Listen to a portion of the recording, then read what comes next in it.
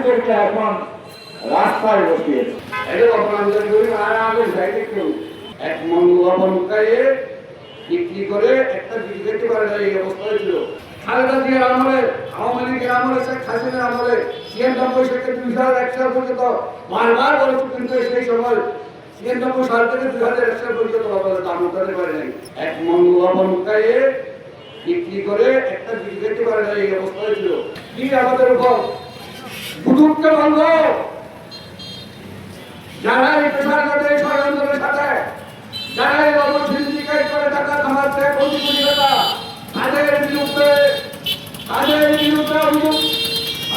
অভিযোগ আমরা দায়ের করছি, মৌখিক অভিযোগ, তাদের বিরুদ্ধে তদন্ত শুরু করা হোক।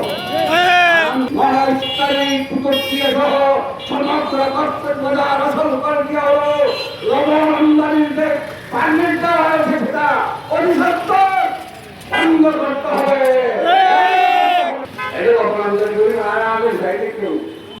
তাদের উচ্চবিলাসী জীবনের এখনকার পরিকল্পনা নাই, গাড়ি বাড়ি বাগান গোড়ায় মালিক পরিকল্পনা নাই, ইচ্ছা নাই।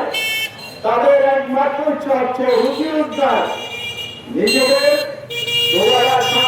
খাবার জোটালো পরিবারের জন্য সুচিকিৎসা, ছেলে মেয়েদেরকে পড়াশোনা করার ন্যূনতম মৌলিক চাহিদা পূরণের জন্য এই পরিশ্রম করা হবে।